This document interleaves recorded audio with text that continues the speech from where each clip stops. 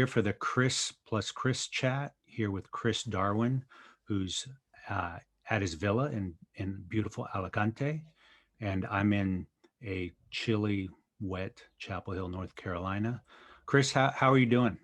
Yeah, very good. Thank you, Chris. And as you say, very, very nice here in Spain today.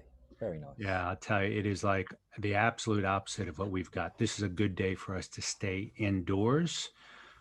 We are going to have some entertaining matches. I know first thing our time, 7:30 tomorrow morning, Leicester and Liverpool. What are you going to see out of that match? It's it's one of those games where right now you don't really know what's going to happen because Leicester aren't the most consistent of sides. Obviously, they're a different proposition when Jamie Vardy isn't playing, as we all know, though he is back and could be available to start. Well, is available to start, but could be chosen to start this weekend. Liverpool, I mean, I think we were saying the last time that we spoke that wasn't it this was the moment where the Premier League started to take the shape that we expected, where the cream rises to the top, and that cream was Man City and Liverpool after they beaten Spurs 3-1. But since then, they've not looked like a team that's going to be finishing in the top four, let alone trying to keep up with Man City in the title race. But I mean, like the saying is, form is temporary, class is permanent. You would imagine that Liverpool will want to bounce back from such a big defeat to City. And also, they know that they've actually got to start performing if they want that Champions League place, because it is.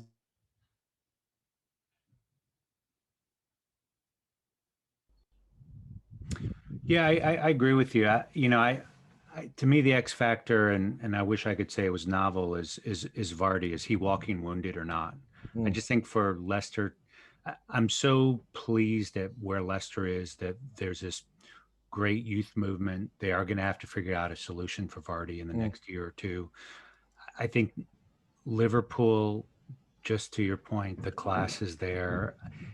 They've moved away from the mean in terms of being successful and finishing goals. I just think that there's just too much for Leicester to be able to overcome that. So yeah.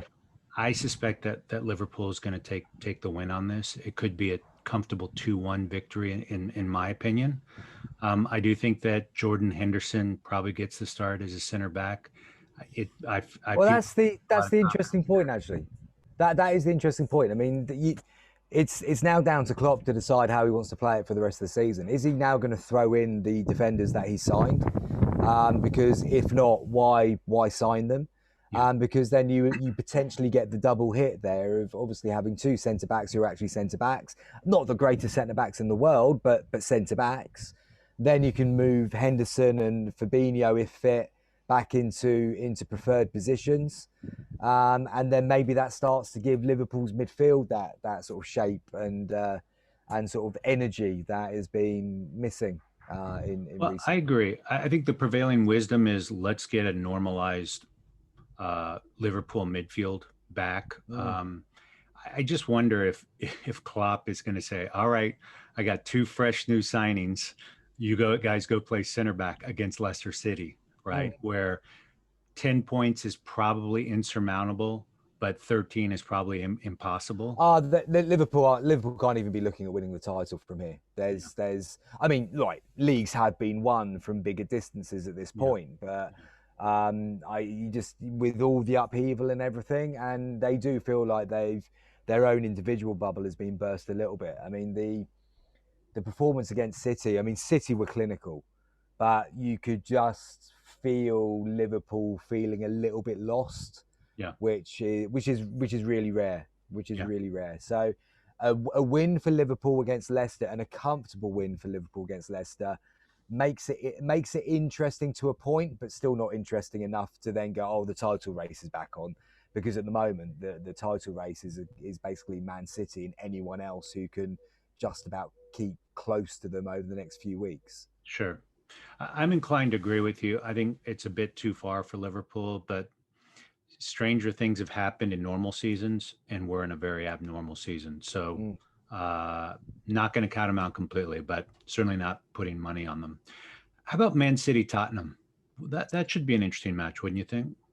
Well, if you class interesting in watching a Tottenham team set camp in in their own area and then hope that they can get it up to Kane and Son quickly enough to cause City problems. Yeah. I guess the main issue for City, or the main sort of thing here, is that City have got 2 games this game week. So there's the chance that Pep might sort of play a little bit of the Pep roulette and see who comes out, and he doesn't have all his options available to him, which makes it more challenging.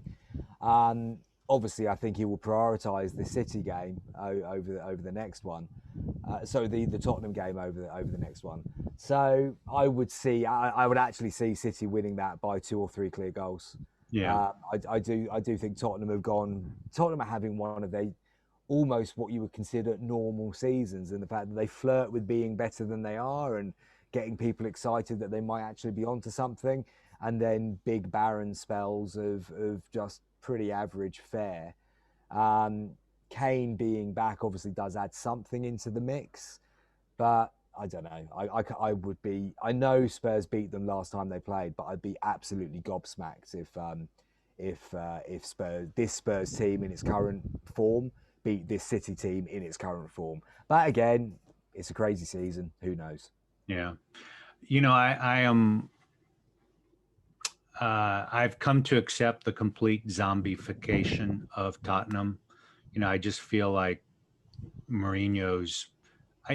I'm getting to the point now, and I don't know if others are this way, but if I'm going to sit in front of a television for an hour and 40 minutes, I want to be entertained, and I don't see a lot of creativity, and I think a lot of creativity has been sucked out of Tottenham, which is the reason why I enjoyed watching them in the past. So you've got zombies, and then you've got walking wounded, which is Harry Kane. I just wonder how not just his left, but his left and right ankle are going to hold up. Yeah. Let's turn our attention to what could be an interesting, kind of a sprightly match is Brighton-Aston Villa. Any thoughts about that? Not really, because they're not really 2 teams that I follow massively closely, even though Aston Villa have obviously sort of perked up this season. And I mean, some of their signings have really, really done well. Villa took a lot of flack for a lot of their transfer activity last season. But actually, when you've given the players time and you look at them back now, they did pretty well in with some of their transfers last season. I mean, look at how Mings and Konza are now forming a very stable central defensive partnership. Then they've gone well again in the transfer window. In their transfer activity this season. Look at the keeper Martinez for 20 million. I mean, that's, for me, pound for pound, one of the best signings of the season so far. Right. Ross Barkley, when fit on loan from Chelsea, again has been a very shrewd signing and has performed pretty well. So Villa are a team who are decent to watch this year for sure. Then you got Brighton, who again, like if you look back at last season and you would you say Liverpool at times were lucky to win games that they didn't play brilliantly in, and they nicked a game here, there, and everywhere, and that's why they went on to win the league so well. You look at Brighton this season and the amount of games that they have been the team in, but somehow they found a way of losing them. They're always an entertaining side to watch, and in Graham Potter, he is tactically innovative. He is trying to do things a little bit differently. There is so much flexibility in that Brighton side, and there are some very good players who are going to be at Brighton for the next couple of years and then probably take a bigger step to sort of Champions League level clubs. And Brighton will probably start to find themselves in that mid to maybe we can get into the Europa League type level club. So it should be a nice game to watch, actually, in terms of 2 English managers who are tactically quite aware, play nice football, and with some really, really good individual talents on show. I mean, you get a chance to watch Jack Grealish again, and I love watching Jack Grealish play. And to say, you look at some of the Brighton players and the technical players they've got on that side as well. It'd be 2 very interesting teams going up against each other. Yeah, I'm not sure who wins that game. You would think maybe Aston Villa might edge out by a goal, but just in terms of top 1 or 2 games with entertainment value, I think that's the match that I would favor on that. Let's turn our attention to two teams that are in a bit of a free fall of sorts, which is Southampton and Wolves. What would you pick apart in that match? Well, we saw them play each other in the FA Cup during the week, and all right, you can't always judge it on an FA Cup performance Mm-hmm. because there will be different priorities this weekend. But yeah, Wolves. I mean, if I was to say who the next shock managerial departure could be, and I'm not talking about a manager who like for example Scott Parker at Fulham, the team are likely to get relegated. I think it would be harsh to sack Scott Parker, but it wouldn't be a great sort of jump to say that he's one that's probably on the danger list. You start to wonder whether Wolves and Nuno's journey might be coming towards some kind of end. I hope not, because I think he's a great character to have in the Premier League, and again another tactically innovative manager who's got his team playing in certain ways, and he's tried to evolve that this year, which might be part of the problem as well. It can't all get pinned on the fact that they lost Raul Jimenez to such an awful injury in the Arsenal game. There's been signs of this for longer than that, in terms of Wolves just not being the Wolves that we've seen since they came into the Premier League. I think one question for me around Wolves is the impact of last season that is having on them this year. They had a season that lasted longer than a calendar year last season, and that is going to take a lot out of people. Mm-hmm. Nuno looks tired. I think when we see him on television, he looks tired, and one thing that has never really been spoken about, and I do wonder about, is what is the impact on these managers who are from another country in these COVID times, where they're not able to take those breaks that they would probably normally take and go back and see their family and re-engage in that way, just to get that same release and that same quality of life. Probably too big a jump, but certainly that contrast that then gives them more time to relax and stay fresh.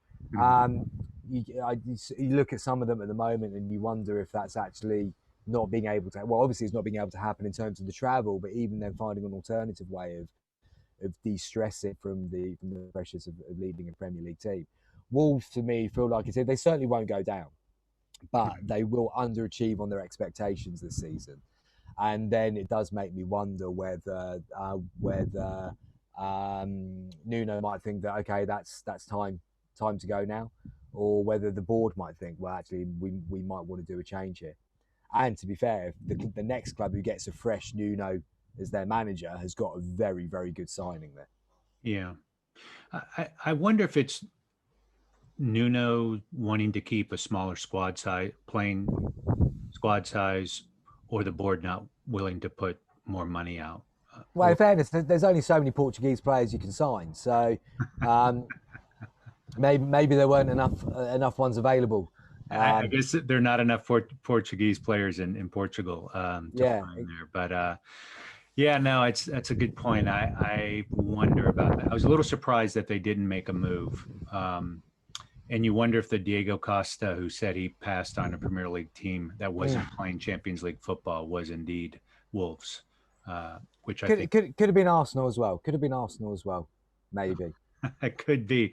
With that in mind, that's just an excuse to remind everyone that Arsenal aren't playing Champions League football. Well, and it's a lovely transition point to the Arsenal-Leeds match, which could be one of the most interesting of the weekend, not because of Arsenal, but because of just how exciting football is with Leeds right now.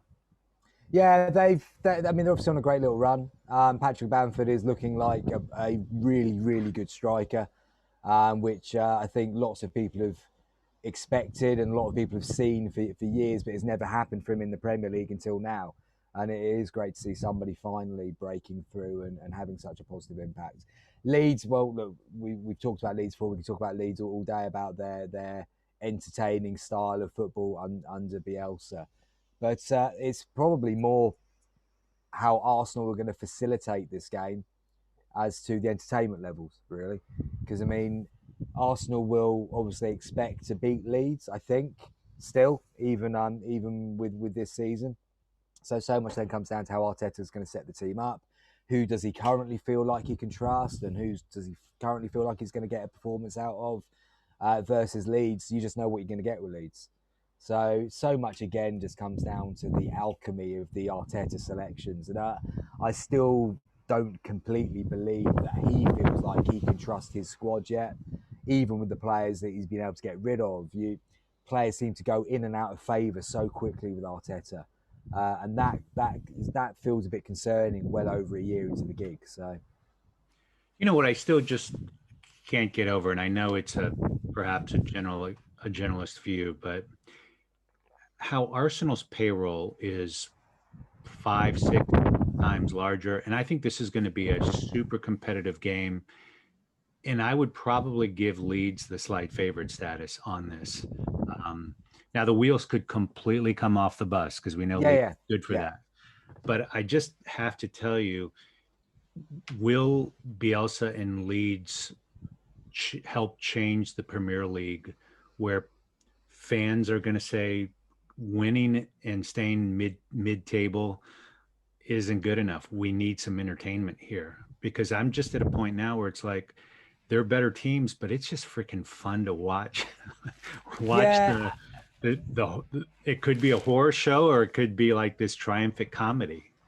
yeah, I mean, every league needs a couple of teams that fit into that bracket with Leeds at the moment, and Yeah, every team, every league, every season kind of has its other story. Where if you're a neutral, you kind of latch onto that a little bit and follow it. Like Leicester winning the title all those seasons ago, Leeds this year, sometimes a bit of Bournemouth when they just came into the league, and it was so refreshing to see them come in and sort of do stuff like that. So yeah, Leeds are very much that side of the moment. In terms of fans now, other fans of other clubs demanding a bit more. I don't think so at the moment, because I think we're still obviously in a time where fans aren't allowed to the stadiums. So when they are actually allowed back in, I think people are just going to be so grateful to be able to go and appreciate live football again. good They point. actually won't care what they're watching to a certain extent. Mind you, having said that, football fans being incredibly fickle, I would imagine maybe after about an hour of the first match, and it is rubbish to watch, they do change their minds on that and forget the fact that it was they haven't been allowed to go and watch a game for a year. So you don't know. But football's football. You're always going to have that battle between, do we try and play a little bit more attractive, entertaining football, and always run the risk of getting relegated if you do that and you're not that good, like Norwich? Yeah, Or do you go a little bit more, I hate using the word sensible, but sensible, and play the percentages a little bit more? But then, to be fair, West Bromwich Albion going to get relegated. right. So where do you land? The fact is that, apart from a few anomalies, teams end up pretty much where they're supposed to end up based on how much money they're spending on wages. And there's only a few teams that punch above their weight, and there's only a few teams really that completely screw up their wage bill and massively underachieve. So yeah, teams end up where they're going to end up, and I think what we'll see is that Leeds, yeah, great, but eventually, unless they invest to continue growing, they'll sort of bob back down to where they're probably supposed to be based on wages spent. And a club like Arsenal will eventually get it right again, because somehow they can keep affording to make mistakes, and eventually they'll get it right, because they can't keep getting it wrong forever. Right. Well, with that in mind, where teams end up more or less where they should be at the top of the table: Man City, Man United, Leicester City, Liverpool, 10 points separate those four Mm. teams. Chelsea is in fifth with 1 point less than Liverpool. So I think that what we thought was going to be a really messy season, it looks like it's starting to normalize a little bit. And I Yeah, will tell you, there's a part of me in my heart that's disappointed that with 14, 13, 14, 15 some odd games left, we kind of have it down to the usual suspects in the top. yeah, And quite candidly, you look at the bottom of the table, and maybe Sheffield United wasn't a usual suspect, but West Brom and Fulham were certainly in that. yeah, And yeah. but with 8 points between Burnley and Fulham, I, it could go south for Burnley, or maybe a Newcastle, but it seems like things are largely settled in those. Would you agree or disagree with that? I I think so. I think we will probably see the bottom three be the teams that end up going down. Yeah, Don't forget though, 8 points, although it sounds like a lot, it only takes Burnley to lose a couple of games and Fulham to pick up 4 points, and suddenly that is halved.